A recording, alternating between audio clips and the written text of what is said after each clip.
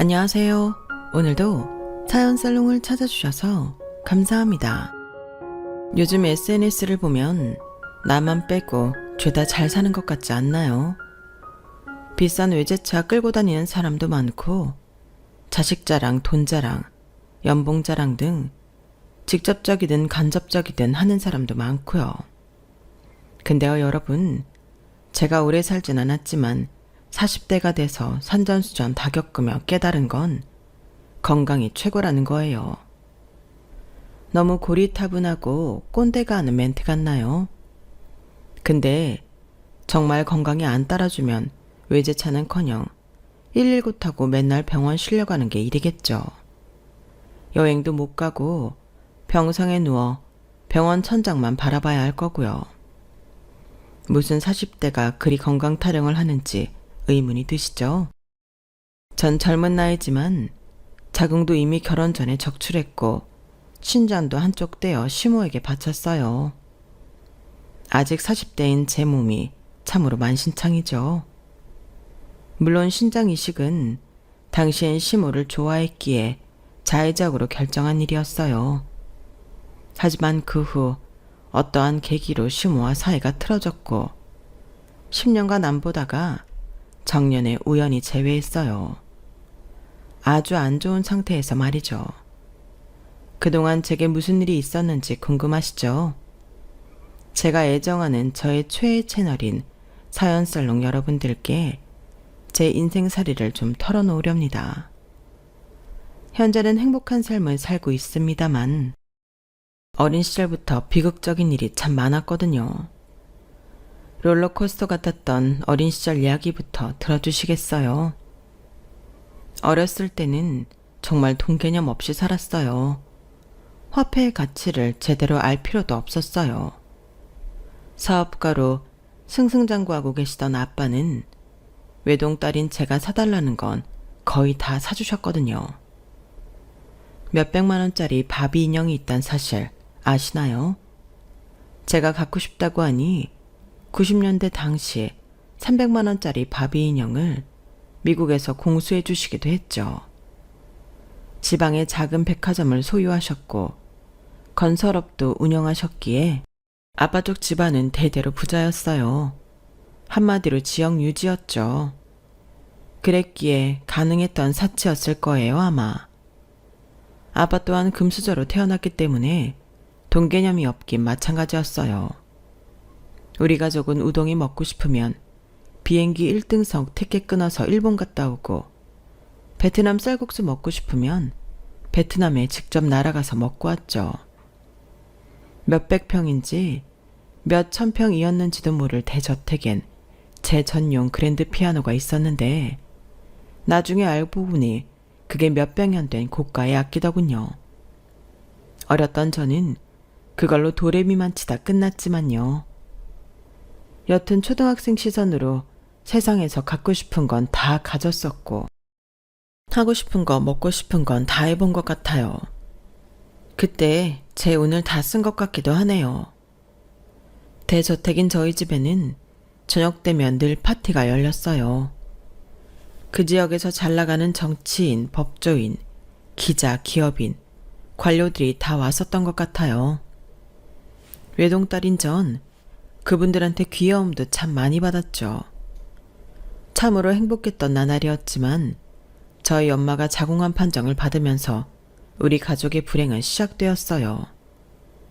아빠와 엄마의 사이는 정말 좋았어요.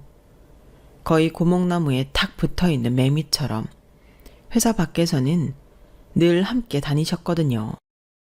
그런 우리 가족에게 엄마가 자궁암 말기라는 사실은 받아들이기 힘들었죠.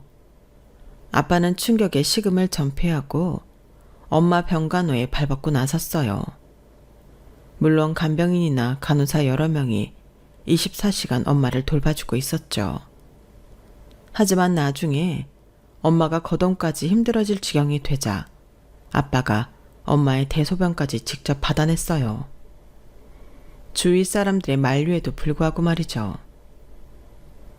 회장님, 사모님 패드 제가 갈아드릴게요. 간병인들도 많고 저희 간호사들도 많은데 험한 일 하지 마시고 뒤에 계세요. 내 와이프 똥기저귀 가는 게 뭐가 험한 일이란 말이오. 우리 집사람이 하루라도 더 살 수만 있다면 내 목숨도 내놓을 수 있다고. 여보, 눈 뜨고 기운 좀 내봐요. 얼른 기운 차려서 우리 가족여행도 다시 가야지. 엄마의 상태가 점점 악화되자 아빠에겐 당연히 회사 일도 뒷전이었어요. 아빠 회사에서 아주 오래전부터 같이 일했던 곽 비서님한테 거의 정권을 주고 회사 일을 일임하셨어요. 개인 인감이며 뭐며 다 주며 곽 비서님을 완전히 믿고 맡긴 거죠.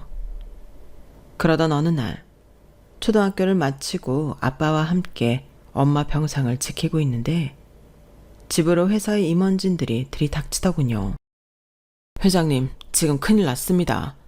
곽 비서가 회사의 모든 자금줄을 끊고 현재 유용 가능한 현금을 다 훔쳐서 필리핀으로 도피했답니다. 그 작업이 아주 오래전부터 치밀하게 이루어졌다고 하는데 회장님은 전혀 모르고 계셨습니까?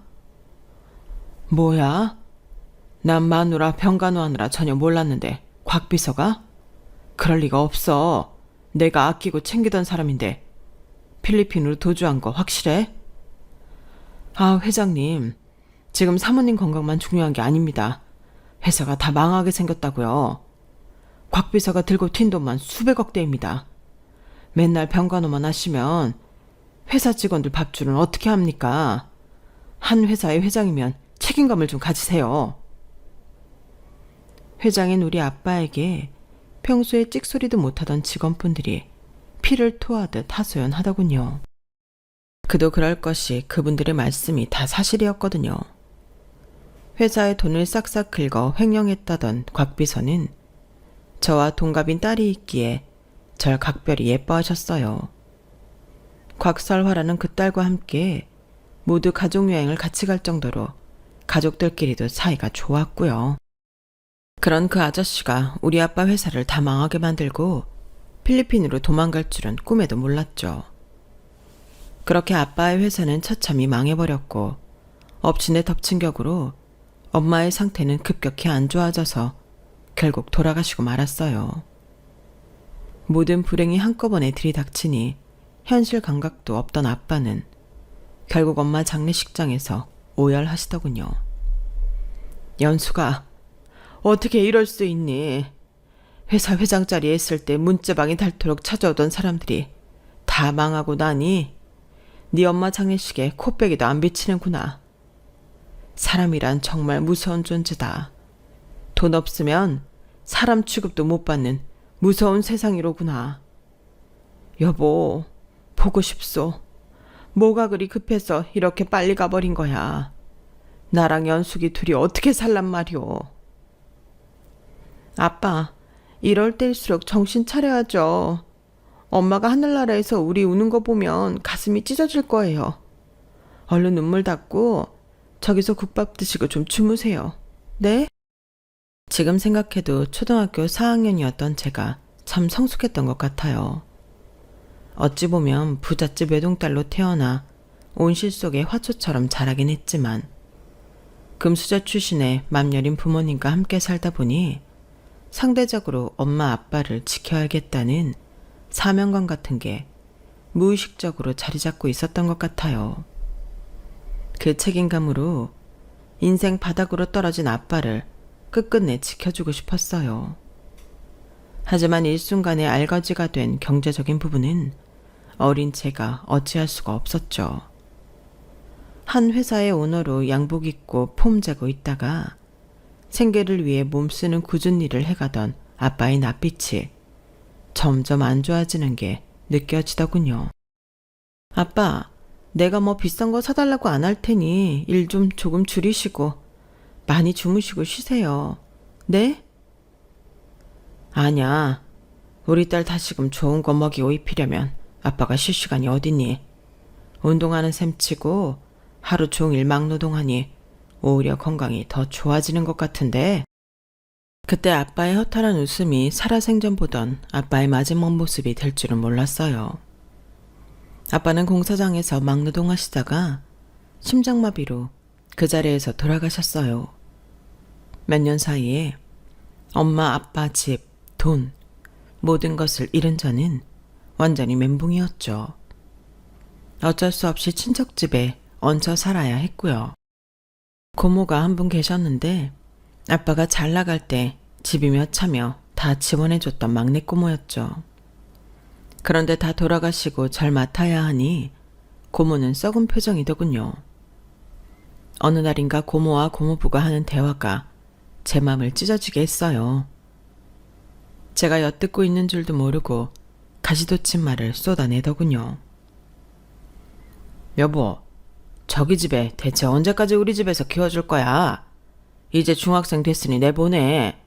혼자 살아도 되지 뭐. 아, 미안해 자기야. 그래도 내 피 섞인 조카인데 중3 때까지만 밥 먹여주려고. 나도 귀찮아. 우리 애들한테 저런 거지 같은 사촌 붙여놓는 것도 깨름칙하고 말이야. 도저히 참기 힘들더군요. 고모, 지금 뭐라고 했어요? 거지 같은 애라고요? 이 집이며 고모차, 그거 울 아빠가 다 사준 거잖아요. 이제 울 아빠 죽었으니 땡이라 이거예요? 그럼 이거 다 현금화해서 내놔요. 당장 나가줄 테니. 야, 니까짓 게 뭘 한다고 그래? 현금화? 웃기는 소리 하네. 나도 너 걷어주기 귀찮아. 이 집이 정실하면 맨손으로 당장 나가. 저는 그 길로 집을 나왔어요. 학교도 손수 자퇴해버렸고요. 그렇게 중2 나이에 자퇴를 했네요. 하지만 비행 청소년으로 살고 싶진 않았어요. 하늘에서 날 보고 계실 엄마 아빠를 위해서 최대한 열심히 살아보고자 노력했죠. 일단은 당장 갈 곳도 먹을 곳도 없었기에 백반집에서 알바를 하고자 찾아갔어요. 거기서 하루 종일 일하면 점심과 저녁까지 준다고 써 있었거든요. 너무 어려서 안 될 것 같은데. 아니, 15살 꼬마가 왜 학교 안 다니고 식당에서 일한다고 찾아온 거야? 너 가출했니? 엄마 아빠 다 돌아가시고 고모네 집에 얹혀 살다가 거의 쫓겨나다시피 나왔어요. 사장님, 저 돈 안 벌면 굶어 죽어요. 제발 식당에서 일하면서 돈 벌게 해주세요. 열심히 해볼게요. 아휴, 딱해라. 그래, 알았다. 너 갈 곳도 없다고 그랬지? 그럼 누추하지만 식당 구석에 창고방 있으니 그곳에서 전기장판 깔고 당분간 살아. 괜찮니? 감사합니다, 사장님. 먹고 살게 해주셔서 감사해요. 이 은혜 평생 잊지 않을게요. 울지 말고 씩씩하게 살거라. 아줌마도 내 나이 10살에 조실부모하고 이 식당 보증금 마련하기까지 엄청나게 고생하며 살았다. 사기도 많이 당하고 심지어 2 아들을 낳은 애들 아빠도 사기꾼이었더구나. 이미 다른 가정에 있는 유부남인 줄도 모르고 애를 2씩이나 낳고 다시 본가정으로 돌아갔지 뭐냐. 여태껏 여자 혼자 아들 2 키우느라 쇠가 빠지게 고생하고 이제야 겨우 자리 좀 잡았구나. 그래도 아들들이 2 다 착하게 커서 그나마 다행이지. 첫째는 환경미화원으로 일하고 있고 둘째는 어려서부터 영재소리 듣다가 의대 다니고 있지. 아들 2이 내 인생 전부나 다름없지 뭐냐. 어쨌든 나랑 비슷한 처지의 널 보니 힘들었던 과거가 떠올라서 그러니 식당에서 열심히 일해서 돈 모아서 다시금 공부도 하고 그래라. 알았지? 식당 주인 아주머니는 정말 인자하게 잘 챙겨주셨어요. 워낙 찢어지게 가난하게 살아오셨기에 돈에 대한 집착은 정말 강하더군요. 한 푼이라도 더 벌기 위해 1년 365일 명절날도 쉬지 않고 식당을 운영하셨고 저도 그 식당에서 일하고 창고방에서 지내며 많은 걸 배웠더랬죠. 그렇게 어느덧 5년이 지나 20살 성인이 되었는데 평온했던 일상에 작은 사건이 벌어지고 맙니다. 연수가 너 일어나봐. 얘가 왜 이렇게 하혈을 많이 하고. 얘야, 정신이 좀 들어? 곧 119 올 거야. 웬 피를 양동이째 쏟아놨네. 내가 너 일 너무 많이 시켜서 과로해서 그러니? 죽으면 안 된다. 어? 식당 창고방에서 사장님이 울부짖는 소리에 겨우 정신을 차리고 주변을 둘러보니 제가 파자마 바지에 하혈을 엄청나게 해놨더군요. 그 좁은 창고방이 피바다처럼 보일 정도였죠. 병원에서 받은 진단은 저희 엄마가 돌아가셨던 병과 같은 자궁암이었어요. 제 나이 20살이었고 아직 결혼 전이었기에 웬만하면 자궁을 살리려고 했으나 상태가 심각해 적출 수술을 하지 않으면 다른 곳으로 암이 다 퍼져버릴 수 있다더군요. 자궁 적출 수술 전날 밤을 새서 엉엉 목 놓아 울었네요. 엄마가 그렇게나 보고 싶더군요. 옆에서 간병해 주시던 식당 사장님께서도 같이 펑펑 울어주셨어요. 제 인생이 불쌍하다면서요. 그렇게 수술 후 사장님이 뜻밖의 제안을 하셨어요. 연수가, 너 이 몸을 해가지고 어디 창고방에서 계속 살 수 있겠니? 좁지만 우리 집에 와서 나랑 함께 지내자. 우리 둘째 아들은 서울에서 의사하느라 바빠서 내려오지도 못하고 첫째 아들은 같이 사는데 뭐 불편은 하겠다만 창고에서 지내는 것보다 낫겠지. 사장님의 은혜에 감사하고 또 감사했어요. 그렇게 좁지만 방이 무려 3개나 있는 집에서 지내니 호강하는 기분이 들더군요. 가끔 꿈에서 예전 어렸을 때 살던 그 대저택이 나오곤 해요. 지금까지도 말이죠. 하지만 그때 당시엔 식당 1평 반짜리 창고방에서 지내다가 방 3개짜리 25평 아파트에서 살게 되니 대저택이 부럽지 않을 정도로 넓게 느껴지더군요. 사장님 첫째 아들은 환경미화원이었는데 참 사람이 착했어요. 갑작스러운 불청객인 절 보고도 싫은 티도 내지 않고 친절하게 잘해주더군요. 연숙 씨 맞죠? 엄마한테 얘기 많이 들었네요. 사정이 참 딱하게 됐어요. 이제 20살인데 그런 몹쓸 일을 겪다니. 이 집에서 편하게 지내세요. 저 신경 쓰지 마시고요. 아참, 일하고 오면 제 몸에서 쓰레기 냄새가 나더라도 이해해 주세요. 직업이 쓰레기 치우는 사람이라 어쩔 수가 없네요. 아, 환경미화분들 없으면 사회가 어떻게 돌아가나요? 사회에 꼭 필요한 분들이죠. 훌륭한 일 하시는 거예요. 혹여 냄새 좀 나면 어때요? 괜찮아요.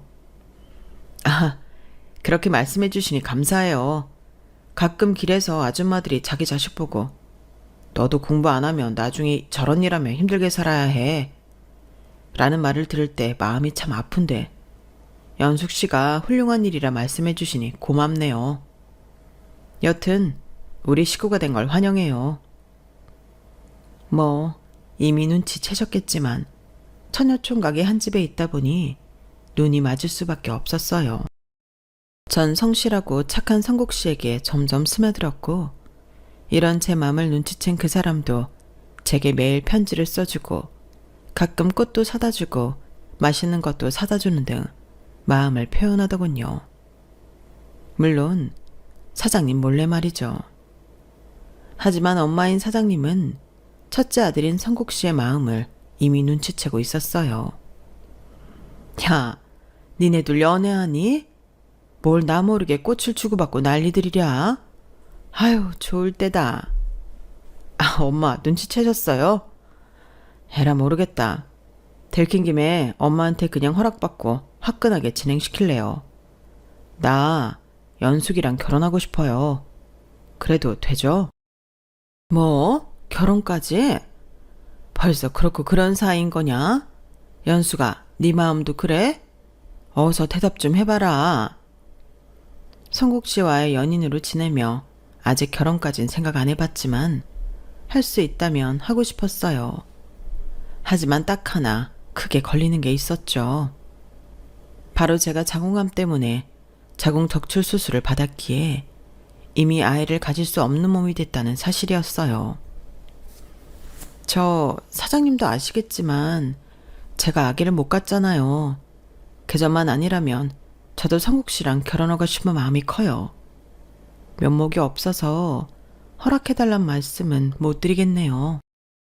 야, 그게 어디 뭐 네가 걸리고 싶던 병이더냐?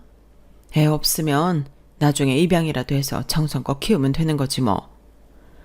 사랑이란 게 반대한다고 들어먹힐 게 아니더라.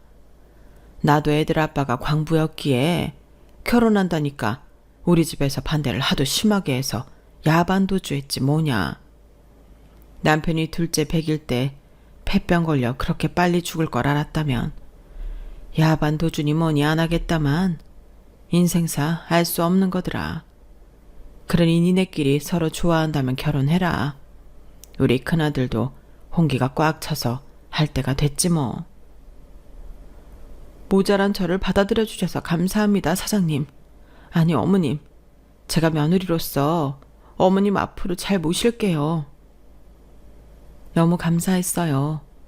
제가 살아온 날들을 모조리 다 아는 분이라 편하기도 했고요. 그렇게 서울에서 의사로 일하고 있다던 시동생도 만나고 가족끼리 밥 한 끼 먹고 혼인신고하고 결혼식은 생략했네요. 허례허식 싫어하는 제 성격 때문이죠 뭐. 아주 부잣집에서 살다가 집안이 폭삭 망하고 엄마 아빠 다 돌아가시고 난 후부터 정말 열심히 살았어요. 하늘에서 보고 계실 우리 부모님을 위해서라도 열심히 살아야죠. 결혼 생활 역시 충실했어요.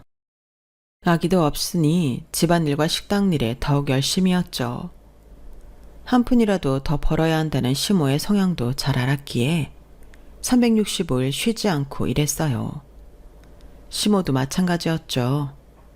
원래도 신장 상태가 매우 안 좋았던 시모는 자기 몸 안 챙기고 과로하다 보니 투석할 지경에 이르고 말았어요.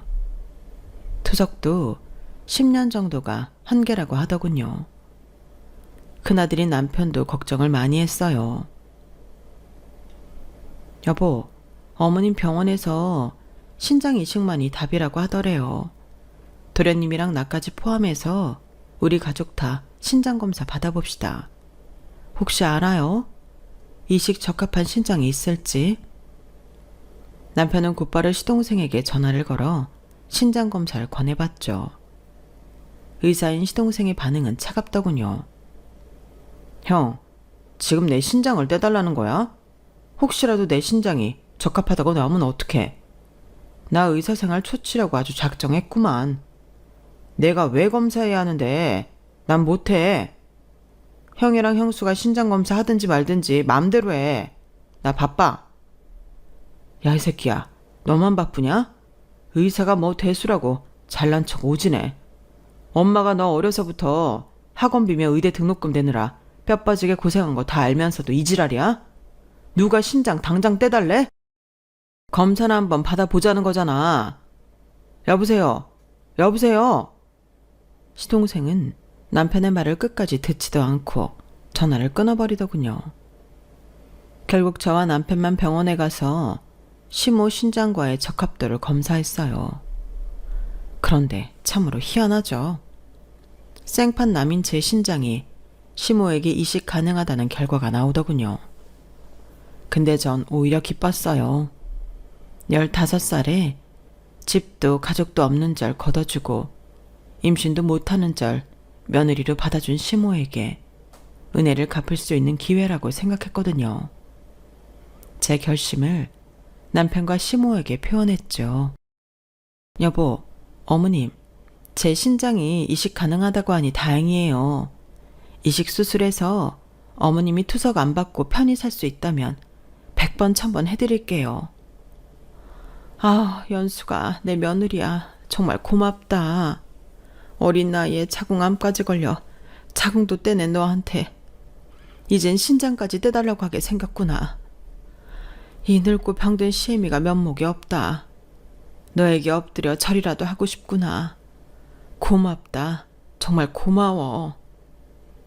그렇게 바로 이식 수술에 들어갔고 다행히 시모나 저나 잘 회복해서 하나뿐인 신장으로 건강히 살 수 있게 되었어요. 그 일을 계기로 시모는 며느리인 저를 더 친딸처럼 잘 대해주더군요. 저도 친정엄마처럼 여기며 우리 한 지붕 세 식구는 알콩달콩 잘 지낼 수 있었어요. 그런데 몇 년 후 의사인 시동생이 웬 부잣집 딸내미와 결혼한다고 하자 저에 대한 시모의 태도가 180도 바뀌었어요. 참 돈이 뭔지. 그때부터 우리 가족에게 균열이 오고 말았죠. 엄마, 의사 둘째 아들 행차했습니다. 미모의 부잣집 딸내미 데리고 왔어요. 저희 결혼하려고요. 의사인 둘째 아들을 무척이나 아끼던 시모는 버선발로 뛰어나가더군요. 아유, 우리 귀한 의사 아들 왔냐? 그래, 이 아가씨로구나. 강남 사는 부잣집 딸이라고? 아버지가 필리핀에서 크게 리조트 사업을 하신다지? 어서 와요. 총구석까지 오느라 수고가 많았어요. 시동생과 시모가 아주 쿵짝이 잘 맞더군요. 소개한다며 데려온 아가씨는 겨울이었는데 웬 발목까지 내려오는 모피코트를 입고 휘황찬란하게 골드 액세서리며 다이아까지 끼고 럭셔리하게 왔더군요. 그런데 그 아가씨 얼굴을 보아하니 뭔가 낯이 익었어요. 분명 봤던 사람인데 누구더라? 그 아가씨가 자기 소개를 하는데 그제서야 아차 싶었어요.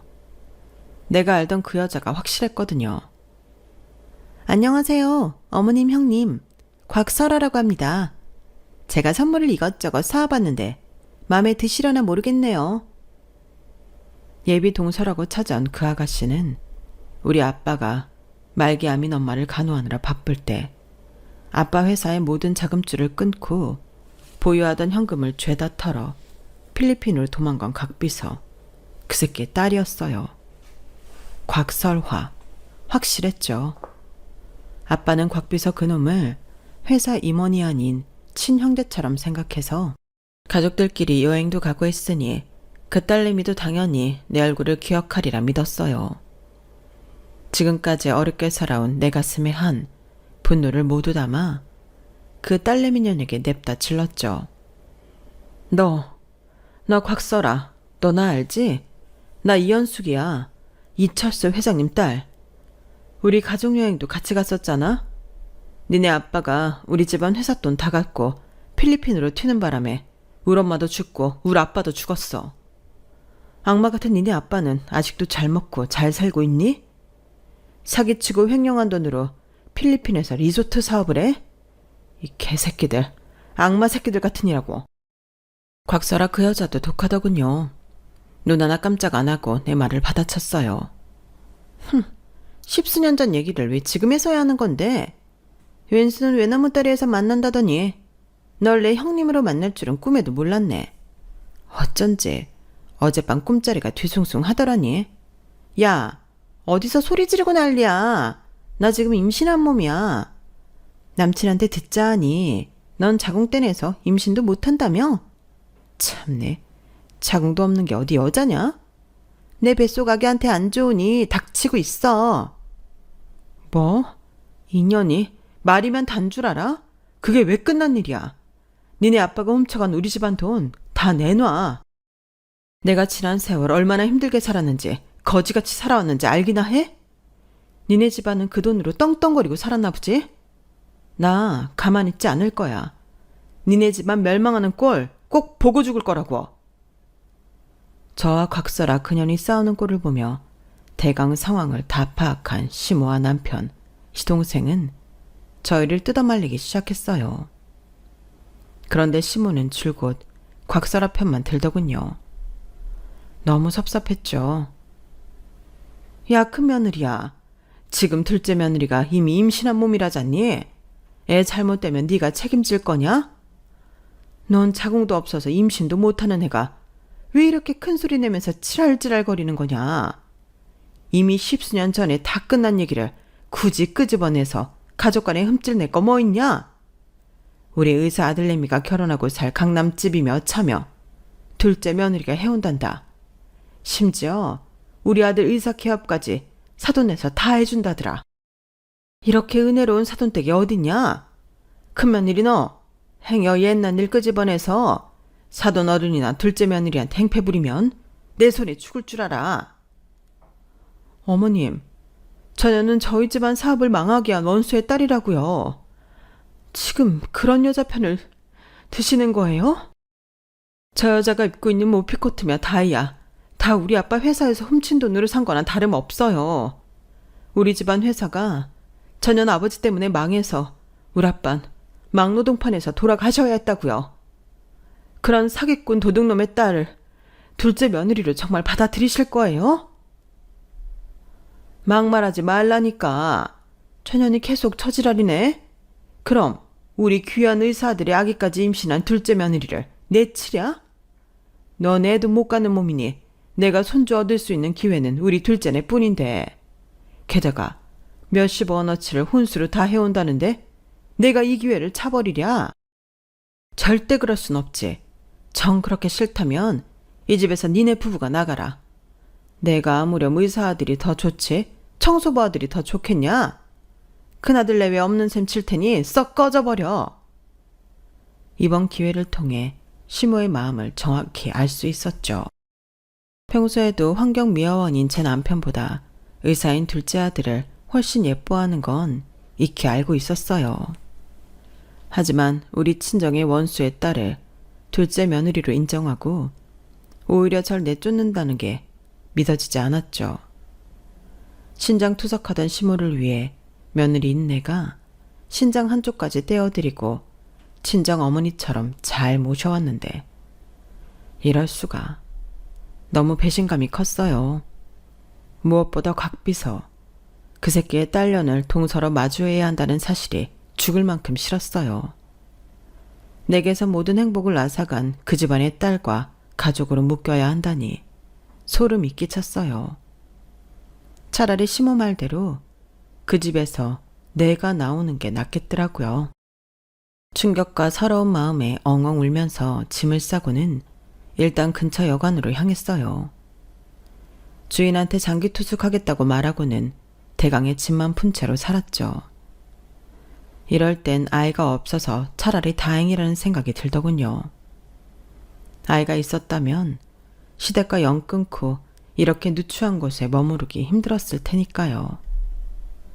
15살 이후로 시모의 식당 일만 줄곧 해왔던 전 배운 게 도둑질이라고 또 식당 파트타임 일을 잡아 시작했어요. 그렇게 몇 달이 지났을까 시모가 남편에게 전화를 걸어오더군요. 야, 네 마누라랑 이 집에 들어와서 살아라. 이게 니네 부부한테 하는 내 마지막 연락이 될 거다. 난 오늘부로 청담동 사모님이 될 참이니까 우리 금쪽 같은 둘째 며느리가 아기 낳는다고 아기 좀 봐달라며 청담동 집에서 함께 살자고 한다. 신혼집에 방이 5개나 된다면서 말이야. 니 얼마나 은혜로운 며느리냐. 용돈도 얼마나 많이 챙겨주는지 몰라. 아주 내가 말년에 복이 터졌지 뭐냐. 요즘 같은 세상엔 돈이 전부인 것 같다. 엄마, 아무리 돈이 좋아도 엄마를 위해 신장까지 떼준 며느리랑 단번에 연을 끊는 게 말이나 돼요? 지나가는 사람 붙잡고 물어보세요. 피도 안 섞인 며느리가 자기 장기를 떼줄 사람이 몇이나 되겠냐고요. 엄마, 정말 너무하세요. 나야 의사인 동생보다 못난 놈이라 그렇다 치지만 우리 연숙이한테는 진짜 너무하시는 거라고요. 전화기 너머로 바락바락 소리를 지르는 시모의 목소리가 다 들리더군요. 야, 그깟 신장 하나 떼준 게 대수냐? 난 돈 많은 며느리가 훨씬 좋다. 걔랑 다시 가족되면 우리 귀한 둘째네한테 복수라도 한다고 난리칠까봐 무서워서 다시 못 만나겠다. 그리고 우리 귀한 의사들이 쓰레기 치우는 형네랑 연 끊으라더라. 상류층 사모님 되려면 하층민들이랑 교류하면 안 된대나 어쩐대나. 나도 이제 강남 사모님 소리 들으면서 편히 살고 싶으니 둘째 말 들어야지 뭐. 너희들은 둘이 알아서 잘 살도록 해. 봐줄 손자도 못 낳는 것들 볼 필요 있냐? 끊어라. 서러워서 눈물이 나더군요. 마치 친정으로부터 버림받은 것 같은 기분이 들었어요.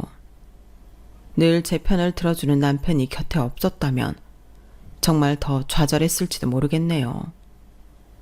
하지만 남편이 제 감정을 잘 이해해줬고 일주일 뒤 시모와 함께 살던 그 집을 가보니 이미 시모는 쌩하니 서울 강남으로 가고 없더군요. 저희 부부는 그 집을 대대적으로 리모델링 했어요. 영끄는 시모의 흔적을 다 지우고 우리 부부끼리 완전히 새 출발하고 싶었거든요. 쉬는 날이면 봉사활동도 열심히 하러 다녔어요. 고아원, 양로원, 수해가 난 지역 등 돌봐야 할 아이가 없었으니 혼란한 마음으로 여러 가지 좋은 일 많이 하고 살았죠. 그런데 어느 날인가 고아원의 한 아이가 저에게서 떨어지질 않더군요. 그 아이는 소리라는 여자아이였는데 나이는 고작 4살이었어요. 저에게 자꾸 엄마라고 부르더군요. 담당 선생님께 여쭤보니 아빠는 누군지도 모르고 엄마와 함께 살다가 엄마가 자궁암으로 돌아가신 후 어쩔 수 없이 고아원으로 들어온 아이였어요. 심장이 철렁했어요. 우리 엄마도 자궁암으로 잃고 나도 같은 병으로 자궁을 떼어냈는데 이 아이도 엄마를 자궁암으로 잃었구나. 불쌍한 것. 집에 와서도 그 아이의 영롱한 눈빛이 제 머릿속에서 떠나질 않았어요. 그날부터 그 아이 생각에 잠도 오지 않더군요. 남편과 진지하게 상의를 해봤어요. 소리를 우리 딸로 들이면 어떨까? 호적에도 정식으로 올리고 말이야. 도저히 그 아이 생각에 잠이 오질 않아. 자꾸 눈에 밟혀. 입양을 하자는 거야? 그래, 나도 대찬성이야. 사실 내 아이를 키워보고 싶었어. 그렇게 결정해줘서 고마워, 연수가. 남편의 고백에 내가 본인 아이를 낳아줄 수 없는 여자라는 사실이 사무치도록 미안했어요. 그리고 용기를 내어 소리라는 여자아이를 저희 딸로 입양할 수 있었죠. 잘 적응할까? 라는 걱정이 무색할 정도로 아이는 서슴없이 우리 부부를 엄마 아빠라고 부르며 잘 따라줬어요. 금세 행복한 새 식구가 되었죠. 저는 아이를 키우며 자연스레 전업주부가 되었고 양육이 때론 힘이 붙이기도 했지만 보람차고 뿌듯하고 사랑스럽고 무엇보다 아이가 예뻐서 미치겠더라고요. 낳은 적은 어떨지 경험을 안 해봐서 모르겠지만 키운 적은 확실히 깨달을 수 있었네요. 사랑과 온 정성을 다해 딸을 케어했고 우리 소리는 전교 1등을 하는 등 공부까지 잘하는 예쁜 딸로 무럭무럭 자라고 있었어요. 자식 키우니 세월이 정말 금방 가더군요. 어느새 한 10년쯤 지났을까? 그날도 소리가 중학교 대표로 나간 수학 경시대회에서 다 맞았다고 하여 가족끼리 축하 파티 겸 고깃집을 다녀오고 있었어요. 집 근처에 다다랐는데 갑자기 역한 냄새와 함께 웬 거지가 어둠 속에서 멀뚱하니 서 있더군요. 얼핏 보니 눈빛이 흐리멍텅한 치매 걸린 할머니 같았어요. 입고 있는 몸빼바지에는 똥오줌을 잔뜩 싸놨는지 축 늘어진 채 있더군요. 역한 냄새에 코를 잡고는 어둠 속에서 물었어요. 할머니, 혹시 치매라도 걸리셨나요? 경찰 불러드릴 테니 집에 가셔요. 핸드폰으로 112에 신고하며 그 할머니를 전봇대 불빛 근처로 대충 데리고 갔는데 이럴 수가. 그 똥싼 바지에 치매 걸린 할매는 바로 10년 전 인연을 끊은 시모였던 거예요. 어머님 맞죠? 아니 이 꼴로 여긴 어쩐 일이세요? 전화라도 주시고 오시지 그랬어요. 어머님 아들 성국씨 전화번호도 안 바뀌고 제 번호도 그대로인데요. 치매에 걸려 제대로 발음도 안 나오고 몇 끼를 굶었는지 해골 같던 시모는 멍한 눈빛으로 이 말만 되풀이했어요. 나가래요. 집 나가래요. 시모가 돈 많다며 그렇게 좋아하던 둘째네 부부가 쫓아낸 게 틀림없었어요. 충격에 빠진 저희 식구는 일단 집으로 모시고 갔어요. 바지도 빨아야 했고 빼빼 마른 시모에게 뭐라도 먹여야 했거든요. 곧 도착한 경찰에게 자초지종을 설명했고 일단 둘째 아들 내외에게 연락해달라고 부탁했죠. 시모를 얼른 집으로 모시고 와서 따뜻한 물로 샤워를 시키고는 일단 이것저것 음식을 대접했어요. 손 쓰는 법도 까먹었는지 중증 치매에 걸린 듯한 시모에게 밥을 떠먹여 줘야 했죠. 처음엔 죽부터 시작하여 나중엔 고기까지 잘 드시더군요. 그토록 쌩쌩했던 시모가 왜 이 지경이 되었는지 몸무게를 재보니 36kg이 나가더군요. 아프리카 기아가 따로 없었죠. 남편도 너무 맘 아파했어요. 엄마, 그렇게 엄마가 좋아하던 성훈이가 엄마를 어떻게 모셨길래 이 지경이 됐어요. 윤성훈 이 자식 어디 있는 거예요? 내가 전화해도 없는 번호라고 하고 이 후레자식 같으니라고. 엄마가 이 지경이 되도록 어떻게 한 거야? 몇 시간 후 경찰로부터 연락이 왔어요. 시동생네는 치매에 걸린 시모를 버린 채 미국으로 도망갔더군요. 미국 내 연락처를 알아내려면 또 한참 걸릴 것 같다면서요. 근데 참 신기하죠? 본인이 거의 반평생 살았던 집을 기억하는 건지 시모가 심한 치매에 걸린 상태에서도 우리 집을 찾아왔다는 게요. 우리 딸 소리는 비록 친할머니는 아니지만 할머니란 존재를 처음 받기에 신기해하면서도 무서워했어요. 이빨도 다 빠지고 거의 해골같이 살가죽만 있던 시모는 제가 봐도 마귀 할멈 같긴 했거든요. 그래도 착한 우리 딸은 학교에서 돌아오면 시모에게 말도 걸어드리고 밥도 떠먹여드렸죠. 뭐 예쁜 시모라고 똥기저귀까지 갈아주고 싶겠냐만 자식한테 버림받고 정신도 온전치 못한 시모가 불쌍하더군요. 그래서 요양원 안 보내고 집에서 돌봤죠. 사람은 일단 살리고 봐야겠다는 생각에서 말이죠. 하지만 시모를 데리고 종합병원에서 검진을 해보니 이미 혈액암 말기더군요. 어쩐지 그렇게 지극정성으로 보살피고 먹이고 해도 살이 계속 빠지더라고요. 어쩔 수 없이 바로 병원에 입원시키고 호스피스 병동에서 말로를 지켜보는 수밖에 없었죠. 우리 딸은 이미 중학생이니 엄마 손이 덜 필요한 나이기에 전 시모 곁에서 살다시피 했고 시모는 결국 제 품에서 돌아가셨어요. 돌아가시기 하루 전인가 시모가 갑자기 절 빤히 쳐다보더군요. 그리고는 모든 기억이 돌아왔다는 듯이 내 딸아 라고 불렀어요. 그게 제가 들은 시모의 마지막 육성이었죠.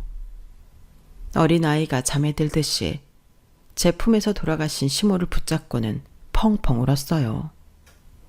한때는 시모를 친정엄마처럼 여기고 살았기에 진짜 친정엄마가 돌아가신 것 같더군요. 엄마, 엄마를 외치며 한참을 울었네요. 엄마, 이렇게 내 품에서 허무하게 죽을 거면 뭐하러 연 끊고 10년이나 얼굴 못 보고 시동생네 가서 살았어요. 엄마, 너무 야속하네요, 엄마. 장례식을 소박하게나마 치르고 나니 시동생네에 대한 복수심이 다시금 불타오르더군요. 경찰을 통해 미국 내 연락처를 알아냈고 수소문하여 접촉을 시도했어요. 한창 코로나 시국이어서 쉽지는 않았죠. 그런데 그쪽 소식을 듣자 하니 너무 놀라서 사필 규정이랑 생각밖에 안 들더군요. 필리핀에서 사업하다가 코로나에 걸린 곽비서 그 아저씨는 미국 시동생네에서 치료받겠다고 미국으로 건너왔다가 가족들에게 코로나 바이러스만 잔뜩 옮긴 채 사망했다고 하더라고요. 할아버지인 곽비서가 묻혀온 코로나 바이러스 때문에 급기야 시동생네 아이가 죽어버렸고 그 충격으로 시동생네는 이혼했다고 합니다. 미국에서 의사 생활을 하던 시동생은 자식의 죽음으로 정신줄을 놓고 진료하다 의료사고를 크게 내서 몇백억의 소송에 휘말려 변호사값 지불하느라 파상할 지경이라고 하고요. 이게 다 불과 2, 3년 만에 일어난 일이랍니다. 한 가족이 이렇게 허망하게 멸망해버리고 말았네요. 그러게 진작에 좀 착하게들 살 것이지. 시조카가 그렇게 된 건 마음 아프지만 못된 짓 저지른 어른들을 가엾다는 생각은 안 들더군요. 이제 코로나도 잠잠해지고 저희 식구들도 다시금 심적 안정을 되찾았네요. 한창 대입을 준비하는 우리 딸 덕분에 집안은 늘 긴장 모드지만 행복한 우리 가족이랍니다. 아무리 걱정 없어 보이는 사람도 사연 없는 사람이 어디 있겠어요. 재벌도 나름의 고충은 있겠죠. 하지만 일체유심조라고 다 마음먹기에 따라 달라지는 것 같아요. 혹시 여러분 중 힘든 상황에 처해 있는 분이 있다 하더라도 꼭 힘내셨으면 좋겠어요. 너무 큰 목표를 세우고 늘 남과 비교하고 불행하게 사는 것보단 아주 사소한 것에서 행복을 느끼며 살며 좋을 것 같네요. 돈도 중요하지만 삶엔 그보다 더 큰 가치들이 존재하니까요. 항상 건강하세요. 여러분, 사연 댓글에 응원과 현명한 조언 부탁드려요. 좋아요와 구독은 저에게 큰 힘이 됩니다. 오늘도 좋은 일 가득하세요.